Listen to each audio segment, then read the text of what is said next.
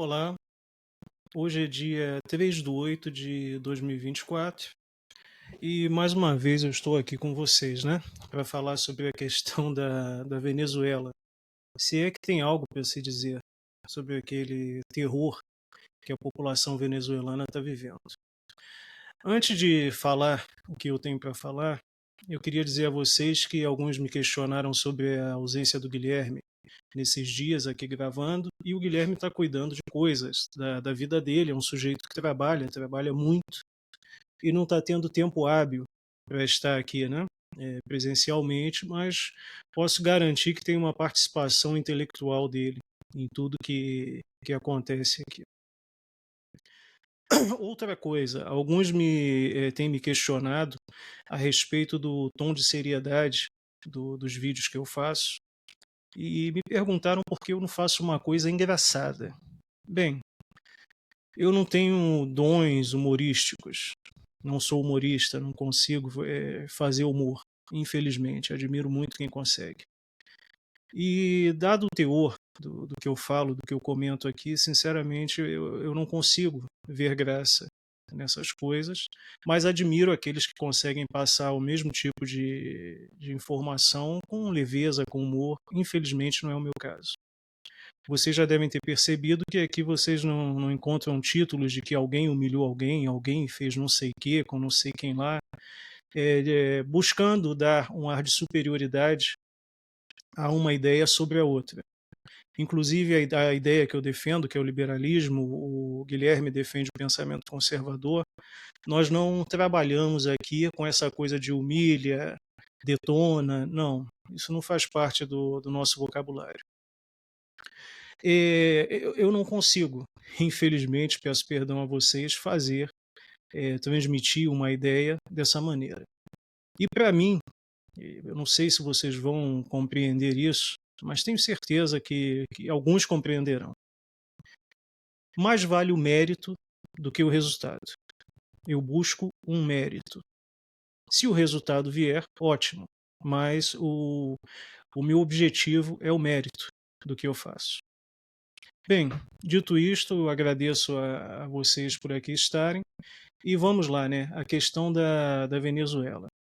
Eu quero fazer aqui com vocês um apanhado, buscar, né, na lembrança de vocês, dos que são um pouco mais velhos como eu, algumas coisas que aconteceram nos primeiros governos, ou no primeiro governo do presidente Lula, para que a gente possa compreender essa relação do PT, né, PT, presidente Lula, com a Venezuela. Deixa eu espelhar uma notícia aqui para vocês. Aqui, a primeira notícia. Ela é do ano de 2002. Lula diz que vai ajudar Hugo Chávez a superar crise.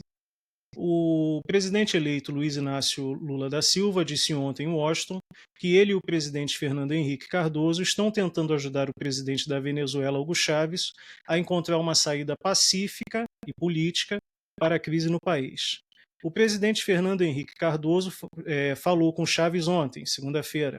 Eu falei com Chávez ontem à noite. Disse ao Chávez que era importante começar a pensar numa saída política e pedi que ele fosse ao Brasil no dia 1º, na minha posse, para ver se a gente tem um tempo para conversar, disse Lula em Washington antes de embarcar para o México, onde se encontraria com o presidente Vicente Fox.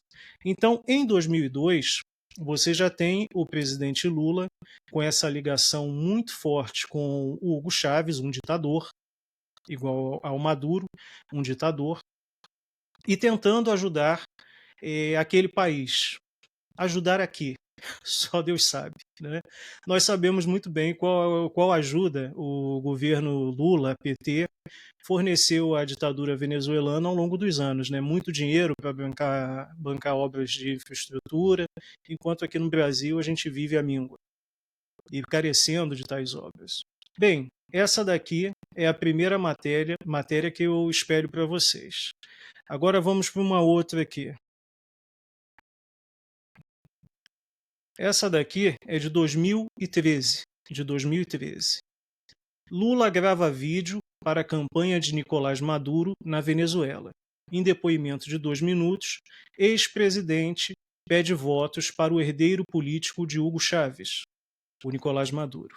O presidente Lula, que diz que não se deve meter o bedelho em eleição de outro país, fazendo um vídeo em 2013 apoiando a campanha do Nicolás Maduro. Ok? Agora, nós vamos dar um pulo, né? Um salto aqui no tempo. Vamos pegar uma outra matéria. Aqui. Lula elogia acordo entre governo e oposição por eleição na Venezuela. 17 de outubro de 2023. É o famoso acordo em Barbados, né? O acordo de Barbados.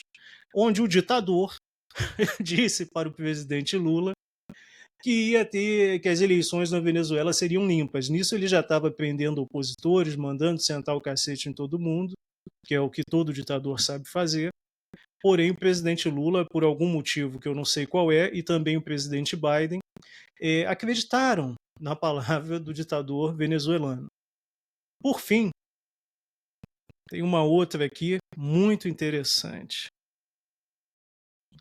Essa daqui, para mim, eu acho que é a mais nojenta e horripilante de todas. Nota da Executiva Nacional do PT sobre eleições na Venezuela. Vocês podem ver que é o site do Partido dos Trabalhadores.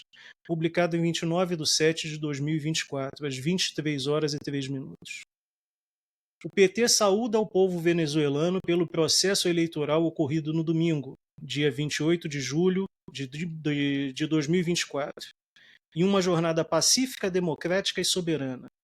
Temos a certeza de que o Conselho Nacional Eleitoral, que apontou a vitória do presidente Nicolás Maduro, dará tratamento respeitoso para todos os recursos que recebe, nos prazos e nos termos previstos na Constituição da República Bolivariana da Venezuela. Importante que o presidente Nicolás Maduro, agora reeleito, continue o diálogo com a oposição. O diálogo deve ser sentar a porrada, né? E mandar prender. No sentido de superar os graves problemas da Venezuela, em grande medida causados por sanções ilegais. Gente, isso é um absurdo. Não é causado pela ditadura que esse homem impôs ao povo venezuelano, não. O PT seguirá vigilante para contribuir, na medida de suas forças, para que os problemas da América Latina e Caribe sejam tratados pelos povos da nossa região, sem nenhum tipo de violência ou ingerência externa. Pelo visto, a violência só pode ser interna, né? Externa é condenada. Pois bem, como vocês podem ver, a ligação, tem alguns vídeos aqui no canal que eu fiz a respeito que mostram bem isso, as ligações do governo Lula, do PT, da esquerda brasileira como um todo, com governos totalitários, com governos ditadores, sabe? E eu não sei no que isso espanta a população. Essas eleições aí da qual o Nicolás Maduro participou agora, isso foi uma fraude desde o início. O governo brasileiro, inclusive, tinha se metido a enviar gente do nosso Tribunal Eleitoral para ir lá fazer uma aferição de se as coisas estavam certas ou erradas. Aí, no fim das contas, coincidentemente, o Maduro fala mal do sistema eleitoral brasileiro. E aí o pessoal diz, não vamos mais lá. E aí ele pega e, pum, dá um golpe. Lógico, evidente. Dá um golpe. E aí todo mundo fica surpreso. Ora, isso é um jogo de cartas marcadas. Todos já sabiam que isso ia acontecer. Como aconteceu nas últimas eleições na Venezuela, do mesmo jeito. Ele foi lá e, pum, deu um golpe novamente na época do Guaidó. E eu não sei por que as pessoas estão tão assustadas com isso. É da natureza da esquerda o totalitarismo. Porque eles se julgam, entendam isso, julgam-se detentores das morais e das virtudes. Então, se você é detentor da moral e da virtude, os fins justificam os meios, não existe espaço para a liberdade de ação negativa. O indivíduo que está no comando, ou o grupo de interesse que está no comando, vai fazer o que tiver de ser feito. Afinal de contas, eles têm as virtudes, eles têm todas as informações, eles são mentes iluminadas. E nós, meros mortais pagadores de impostos, somos apenas uma grande massa a ser conduzida. E se sair do caminho que eles estão ditando que nós devemos andar, porrada na gente. Agora vejam só, um ditador assume a presidência na Venezuela, todas as instituições públicas ficam cheias de indivíduos que esse ditador nomeou, o Tribunal de Justiça Superior deles está cheio de ministros que esse ditador nomeou, que defendem as mesmas coisas que esse ditador. Esse ditador tem em mãos urnas, né, com uma tecnologia eletrônica. Faz a votação e diz que essa votação é a verdade quando os fatos mostram que não. O que esperar disso? O que esperar disso? Começam a prender opositores, a criminalizar opositores políticos, criminalizar todos aqueles que falam mal do que o ditador diz ser verdade. E lógico, evidente, não vamos ser inocentes aqui a ponto de achar que o Nicolás Maduro é um homem sozinho comandando a Venezuela. Claro que não, existe um grupo de interesses por trás dele gigantesco, tem militares, tem gente do judiciário. A última coisa que eu vi a respeito, contavam-se mais de 500 pessoas comandando aquele país, e ele, na realidade, é um bonequinho de ventríloco que fica ali na frente. Então, senhores, nós temos que tomar muito cuidado com a questão do voto. Eu sei que a política é um teatro. Os partidos têm donos. Olha o caso agora de São Paulo, goste-se dele ou não, aquele senhor que saiu, que foi desapoiado pelo partido, Kim Kataguiri, tinha uma boa proposta de governo, mas ele foi desapoiado. Por quê? Porque aqui você depende de uma legenda para ser candidato, e pouco importa o mérito daquilo que você está ofertando. O que você tem que fazer é agradar os donos da legenda. Agrade aos donos da legenda e você tem uma legenda para concorrer. Não agrade, você está fora. Essa é a grande verdade. São os acordos políticos, a moral hazard. Pesquise o que é a moral hazard. São essas coisas que norteiam a nossa política. Então agora, aqui no caso brasileiro, as eleições municipais, que para mim são as mais importantes, estão chegando. Por favor, votem em pessoas que sejam favoráveis à liberdade de ação negativa, à ação do indivíduo. Não votem em pessoas que vão ficar prometendo para vocês mundos e fundos. É mentira. Ninguém vai te dar nada, ninguém está nem aí para você. Então, muito ajuda quem não atrapalha. Se pelo menos o candidato disser que não vai te atrapalhar, que vai deixar você seguir o seu caminho, porque nós vivemos hoje em dia praticamente em estado de natureza. Se ele disser que vai deixar você seguir o seu caminho, beleza. Caso contrário, não dê seu voto para gente que fica te prometendo um monte de coisas. É tudo mentira.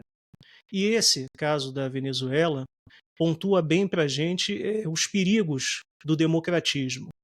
Ah, democratismo por quê? Porque nós não temos democracia, nós temos democratismo. Aí você tem que buscar o professor Antônio Paim para entender esse conceito. Bem, nesse democratismo que nós vivemos, algumas forças espúrias, pode ser de direita, pode ser de esquerda, algumas forças espúrias, quando chegam ao poder, não saem nunca mais. E essas forças têm em comum uma coisa: o pensamento organicista, o planilhamento da sociedade, o planilhamento da economia, e sempre oferecem para o povão mundos e fundos. Eles vão te dar tudo, eles têm solução para tudo. Quando chega na hora do vamos ver, a única solução que eles encontram é para os próprios problemas e para os problemas daqueles que os apoiaram direta e financeiramente. Eu espero que o vídeo não tenha ficado muito longo, não tenha aborrecido a você que está assistindo esse vídeo com o meu falatório, e desejo a todos uma boa semana, que se inicia amanhã. Um abraço.